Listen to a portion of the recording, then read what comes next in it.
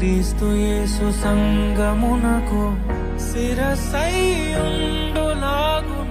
నేను నా భార్యకు శిరస్సుగా ఉండెదను.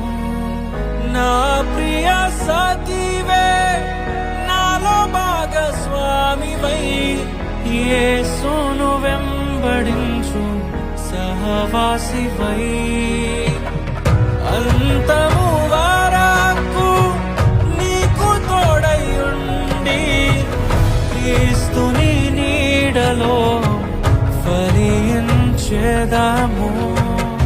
పరలోక సాక్షిగా నీ సన్నిధిలో నేను పరమాత్ముని కార్యముగా ఈ యాత్రను కొనసాగింతును.